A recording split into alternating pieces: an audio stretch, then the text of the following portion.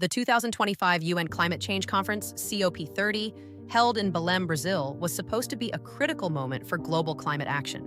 Instead, just 2 weeks before it started, billionaire Microsoft co-founder Bill Gates dropped what critics called a narrative grenade into the global discourse.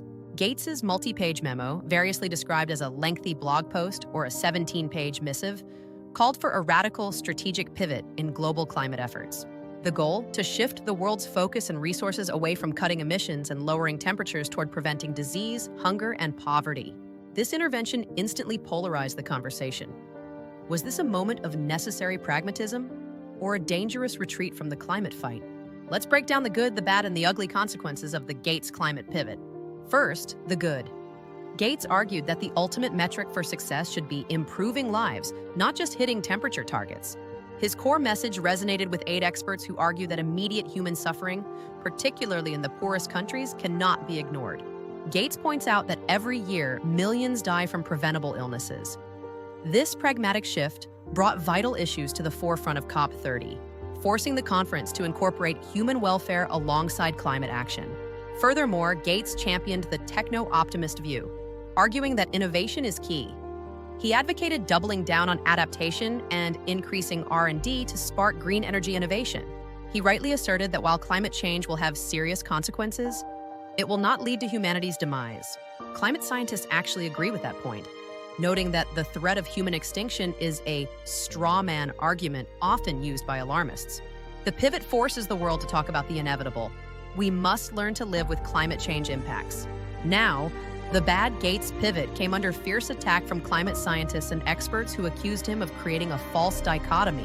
This was a misleading choice between helping the poor now or addressing climate change long-term. Climate scientist Michael Mann stated bluntly that Gates got this all backwards because there is no greater threat to developing nations than the climate crisis.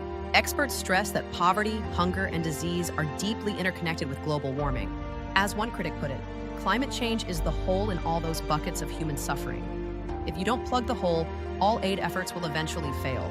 Critics challenged Gates' belief that resources are a numeric game in a world with very finite resources. They argued that billions spent on climate finance, such as the $137 billion multilateral development bank spent in 2024, need not come at the expense of aid if global wealth inequality were addressed.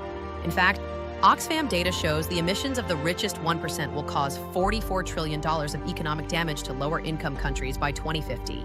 By creating this false trade-off, Gates risks undermining the global consensus on mitigation.